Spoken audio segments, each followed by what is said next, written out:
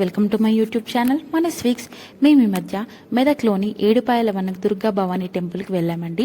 Temple timings ఏంటి, location ఏంటి, ఇక్కడ స్పెషల్గా జరిగే పూజలు ఏంటి, ఆలయం చరిత్ర ఏంటి, ఇవన్నీ నేను ఈ వీడియోలో ఎక్స్ప్లెయిన్ చేస్తానండి.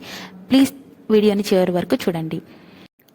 మనకి ఈ టెంపుల్ అనేది హైదరాబాద్ నుంచి 92 కిలోమీటర్స్ దూరంలో, మెదక్ నుంచి 13 కిలోమీటర్స్ దూరంలో ఉంటుందండి. ముఖ్యంగా టెంపుల్కి వెళ్ళే దారి ఫారెస్ట్ నుంచి వెళ్తుంది. చాలా ప్రశాంతంగా బాగుంటుందండి.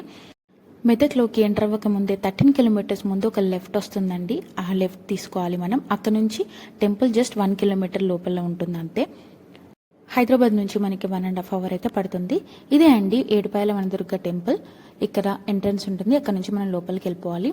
ఇక్కడ టెంపుల్ చుట్టుపక్కల మనకి షాప్స్ ఉంటాయండి. అక్కడ కుకింగ్ సామాన్, ఇంకా బౌల్స్ కూడా మనకి రెంట్కి ఇస్తారు. అక్కడ తీసుకొని మనం కుకింగ్ చేసుకోవచ్చు. మనకి పార్కింగ్ కూడా టెంపుల్ దగ్గరలోనే అవైలబుల్ ఉందండి. పార్కింగ్ కూడా ప్లేస్ ఉంది మనకి, సో ప్రాబ్లం ఏం లేదు.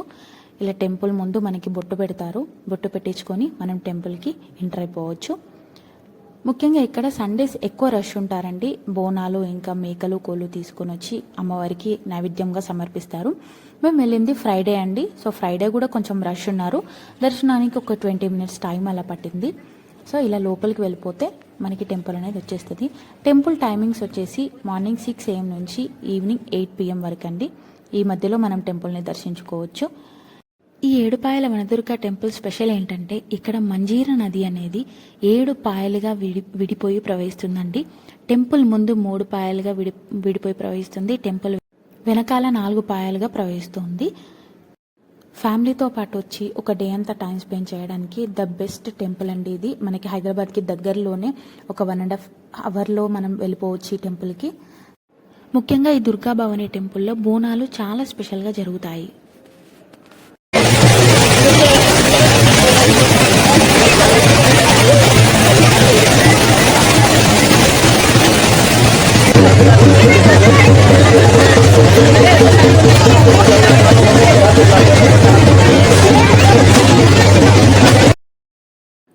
మంజీరా నది దాటుకొని రాగానే ఇక్కడ టెంపుల్ ముందు మనకి ధ్వజస్తంభం అయితే కనిపిస్తుందండి.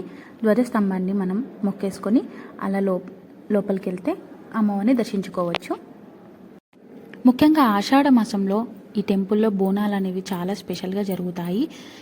మంజీరా నది 7 పాయలుగా విడిపోవడం మరియు 7 ఋషులు ఇక్కడ యజ్ఞం చేయడం వలన ఈ అమ్మవారికి ఏడుపాయల వనదుర్గా భవానీ అనే పేరు వచ్చింది.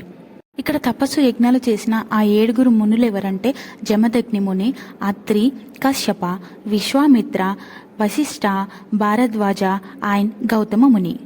ఈ 7 ఋషులు ఇక్కడ తపస్సు యజ్ఞాలు చేశారని చెప్తారు. ఇక్కడ ఆలయం ముందు సంతాన గుండం అని ఒక గుండం ఉంది.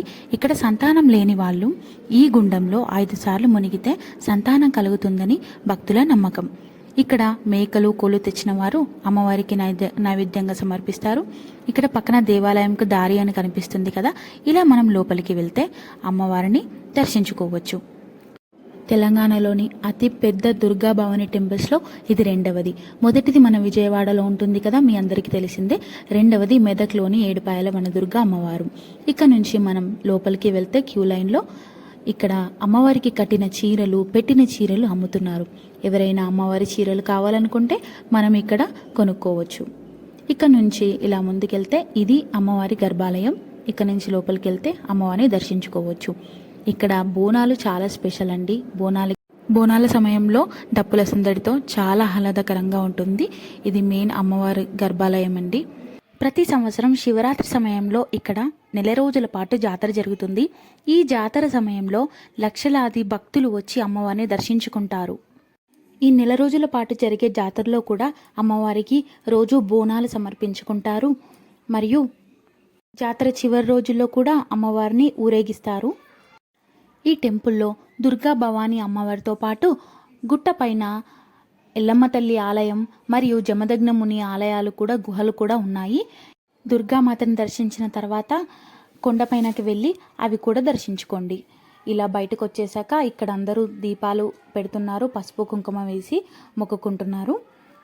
ఈ కొండ పక్క నుండి మనకి స్టెప్స్ కనిపిస్తున్నాయి కదండి, అక్కడి నుంచి వెళ్తే ఆ కొండపైనే మనకి ఎల్లమ్మ తల్లి temple and Muni Swamy temple కూడా ఉన్నాయండి.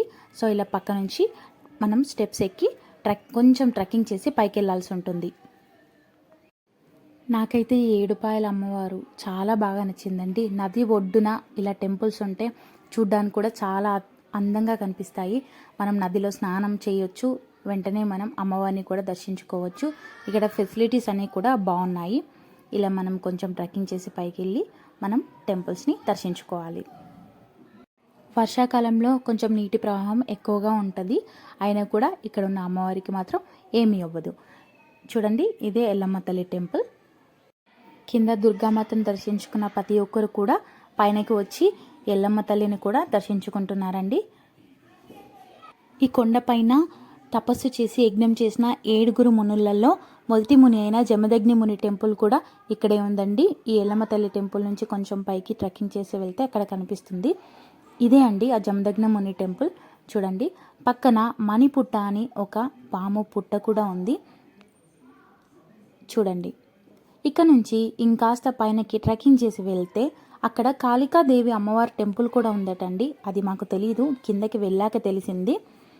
ఇక్కడ వరకు వచ్చిన వాళ్ళు పైనకి వెళ్ళి కాళికాదేవి అమ్మవారి టెంపుల్ని కూడా దర్శించుకోండి.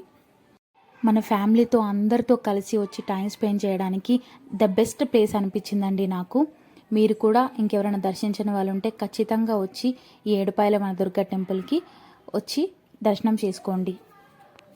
ఇది చాలా దూరంలో ఎక్కడో లేదండి, మన హైదరాబాద్కి 1 గంటన్నర దూరంలోనే ఉంది. కాబట్టి మనం హ్యాపీగా మన ఫ్యామిలీస్తోని ప్లాన్ చేసుకొని ఒక రోజంతా ఇక్కడ హ్యాపీగా టైం స్పెండ్ చేయొచ్చు. దగ్గరలో మంజీరా నది డ్యామ్ కూడా ఉందండి. ఇది కూడా చాలా బాగుంది. అమ్మవారి టెంపుల్కి వచ్చిన ప్రతి ఒక్కరు కూడా ఇక్కడికి వచ్చి డ్యామ్ని చూసి వెళ్తున్నారు. చాలా బాగుంది, చూడండి.